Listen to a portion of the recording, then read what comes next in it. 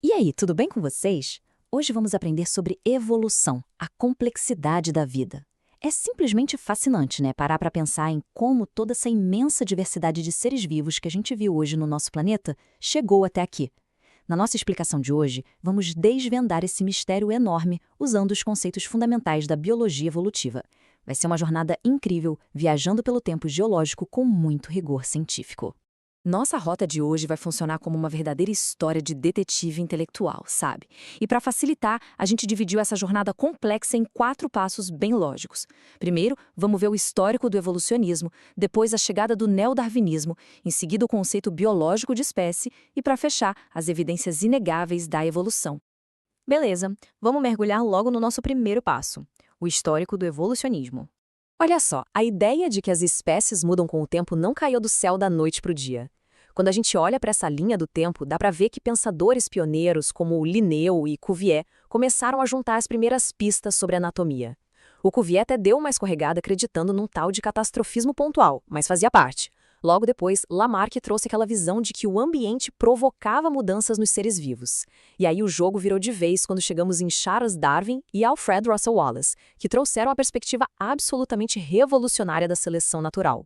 Isso ilustra perfeitamente a diferença crucial entre as duas visões filosóficas que mais bombavam naquela época. Lamarck, basicamente, defendia uma espécie de upgrade linear e contínuo.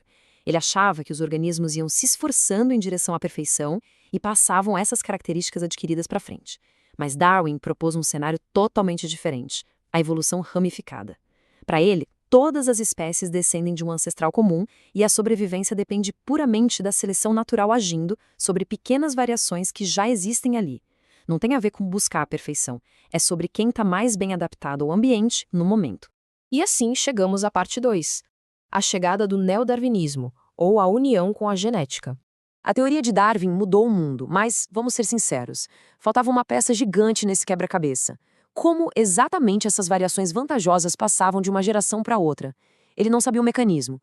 A revelação só veio um tempo depois, com os achados do monge Gregor Mendel e suas famosas ervilhas, o que lançou as bases da genética moderna.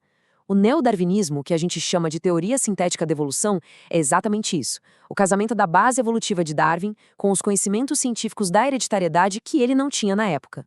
Agora, o que é realmente interessante aqui é ver de onde vem a matéria-prima da evolução física. A mutação e a recombinação gênica, que acontecem lá no nível microscópico silenciosamente nas fitas de DNA, são processos completamente aleatórios.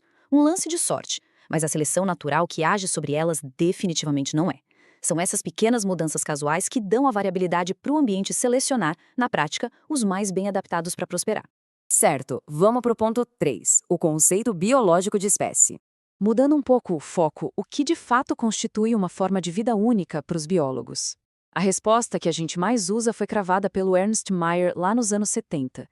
Ele definiu espécies como populações naturais que cruzam entre si e ficam reprodutivamente isoladas de outros grupos parecidos. Ou seja, a linha de corte não é apenas visual, mas sim a habilidade natural de gerar filhotes férteis soltos na natureza. Claro que, na ciência, quase nenhuma regra escapa de exceções, né? Esse conceito biológico é super útil, mas ele bate num muro em algumas situações. Pensa comigo, como classificar um micróbio que se reproduz sozinho de forma assexuada?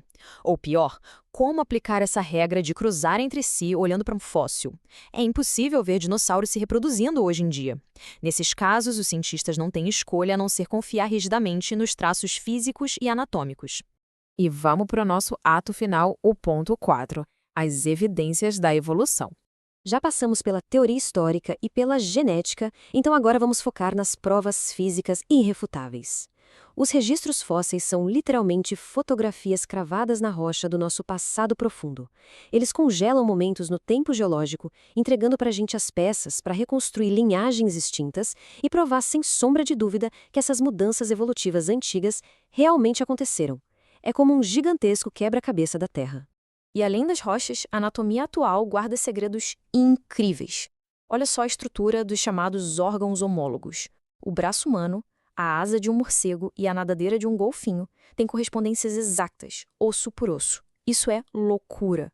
Essa formação comprova que rolou uma divergência evolutiva a partir de um único ancestral compartilhado. Mesmo que hoje essas estruturas sirvam para coisas totalmente diferentes, tipo agarrar, voar e nadar. Então, o ponto crucial é contrastar isso com os órgãos análogos. Pensa num tubarão, que é um peixe, e num golfinho, que é um mamífero. A árvore genealógica deles é super distante, as origens no embrião não têm nada a ver. Mas, apesar disso, o formato dos corpos deles é quase idêntico. Isso prova convergência evolutiva. Animais totalmente não relacionados que desenvolveram soluções corporais parecidíssimas para conseguirem sobreviver no mesmo ambiente. A gente também não pode esquecer dos curiosos órgãos vestigiais. Eles são as sobras físicas, as memórias anatômicas de onde a gente veio. São estruturas que atrofiaram porque perderam quase toda a sua função primária ao longo de milhões de anos. No nosso corpo, a gente vê isso no dente do siso e naquele ossinho do fim da coluna, o cóccix. E olha que bizarro, os cientistas encontram pequenos resquícios de ossos de quadril totalmente inúteis e escondidos dentro de baleias e cobras modernas.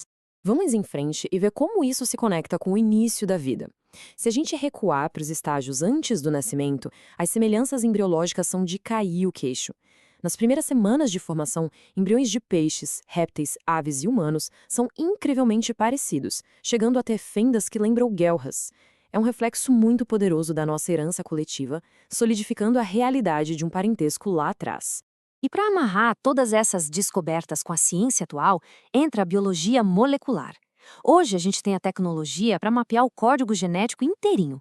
E a grande vitória é que a leitura detalhada do DNA reflete com perfeição aquelas pistas que a gente já via nos ossos e nos embriões. A genética simplesmente vem e confirma, lá no nível molecular, toda a grande árvore da vida deduzida por Darwin. Toda essa longa jornada evolutiva, desde as primeiras suspeitas até a prova molecular absoluta, revela pra gente o quão conectada é a teia da vida na Terra. E para fechar, eu deixo uma provocação para ficar martelando na cabeça. Se toda essa imensa diversidade atual veio de mudanças lentas e graduais no ancestral comum, que tipo de adaptações maravilhosas será que o nosso próprio genoma não está testando e preparando silenciosamente agora mesmo? Pensando no futuro, afinal a seleção natural nunca descansa. Valeu por acompanhar a gente e até a próxima.